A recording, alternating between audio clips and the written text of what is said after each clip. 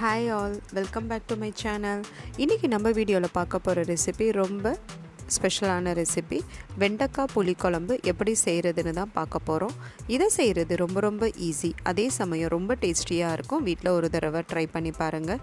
வீடியோக்குள்ளே போகிறதுக்கு முன்னாடி நம்ம சேனலை சப்ஸ்கிரைப் பண்ணிக்கோங்க. கூடவே இருக்கிற பெல் ஐக்கனை கிளிக் பண்ணிக்கோங்க.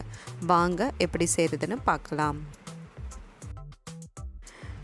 இந்த ரெசிபி செய்கிறதுக்கு நான் ஸ்டவ்வை ஆன் பண்ணி பாத்திரம் வச்சுக்கிறேன். பாத்திரம் சூடான பிறகு நான் இங்கே 8லேருந்து 10 வெண்டைக்காவை ஒரு இன்ச்சு சைஸ்க்கு கட் பண்ணி வச்சுருக்கேன். அந்த வெண்டைக்காவை நான் வானலில் போட்டு ஃபஸ்ட்டு நல்லா வறுத்துக்கிறேன். அதுக்கப்புறமா 2 டேபிள் ஸ்பூன் எண்ணெயை சேர்த்து நல்லா எண்ணெயிலேயே வதக்கிக்கிறேன்.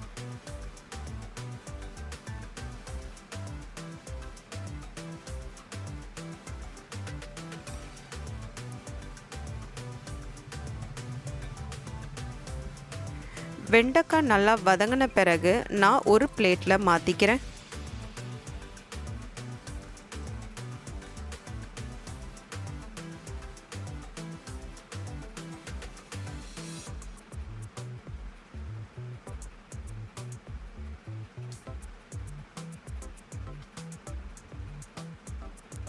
இப்போது அதே பாத்திரத்தில் 3 டேபிள் ஸ்பூன் எண்ணெயை சேர்த்துக்கிறேன்.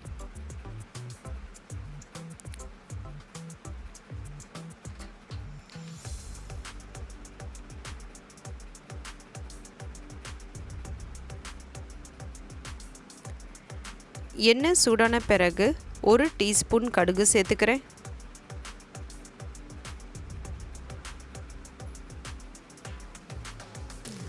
ஒரு டீஸ்பூன் ஜீரகம், 1/2 டீஸ்பூன் வெந்தயம் சேர்த்து நல்லா பொன்னிறமாக வறுத்துக்கிறேன். நல்லா வறுப்பட்ட பிறகு நான் இங்கே 2 மீடியம் சைஸ் பெரிய வெங்காயம் பொடிசாக நறுக்கி வச்சுருக்கேன். அதையும் சேர்த்து நல்லா வதக்கிக்கிறேன்.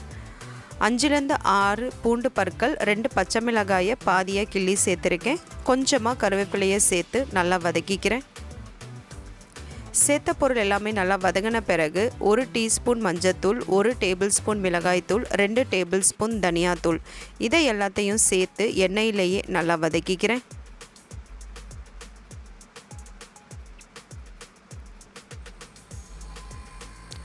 சேர்த்த பொருள் எல்லாமே எண்ணெயில் வதங்கின பிறகு ஏற்கனவே வறுத்து வச்சுருந்த வெண்டைக்காவை இதில் சேர்த்து நல்லா மிக்ஸ் பண்ணி விட்டுக்கிறேன்.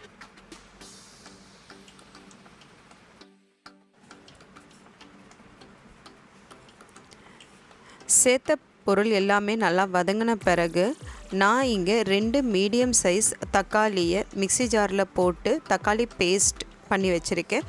அந்த தக்காளி பேஸ்ட்டை நான் இதில் சேர்த்துக்கிறேன்.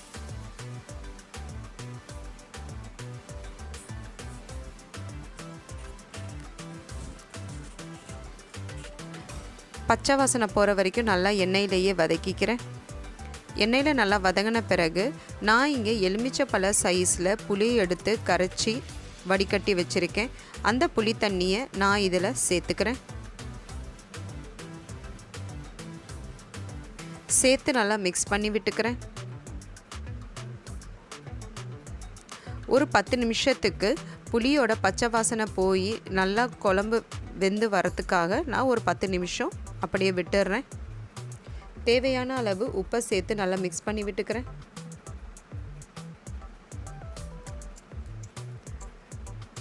இப்போ பாருங்கள், புளி தண்ணியோட பச்சை வாசனை போயிடுச்சு, குழம்பும் நல்லா வெந்துருச்சு. இப்போ ஒரு கைப்பிடி அளவு கொத்தமல்லி எடுத்து பொடிசாக நறுக்கி இதில் சேர்த்து நல்லா மிக்ஸ் பண்ணி விட்டுக்கிறேன். நல்லா மிக்ஸ் பண்ண பிறகு நான் ஸ்டவ்வை ஆஃப் பண்ணிடுறேன். அவ்வளோதாங்க, நல்ல சுவையான மணமான வெண்டைக்காய் காரக்குழம்பு தயார். இதை செய்கிறது ரொம்ப ஈஸி, அதே சமயம் ரொம்ப டேஸ்டியாக இருக்கும். வீட்டில் கண்டிப்பாக ஒரு தடவை ட்ரை பண்ணி பாருங்கள். ட்ரை பண்ணி பார்த்துட்டு எப்படி இருக்குன்னு சொல்லுங்கள். இந்த வெண்டைக்காய் புளிக்குழம்பு சூடான சாதத்தில் கொஞ்சமாக நெய் போட்டு இந்த குழம்பு ஊற்றி சாப்பிடும்போது அதோட சுவையே தனிதாங்க. வீட்டில் கண்டிப்பாக ட்ரை பண்ணி பாருங்கள். இந்த வீடியோவில் நான் பண்ண ரெசிபி உங்களுக்கு பிடிச்சிருந்துச்சுன்னா என்னோடய சேனலை சப்ஸ்கிரைப் பண்ணுங்கள், லைக் பண்ணுங்கள், ஷேர் பண்ணுங்கள், கமெண்ட் செக்ஷனில் கமெண்ட் பண்ணுங்கள். தேங்க்ஸ் ஃபார் வாட்சிங்.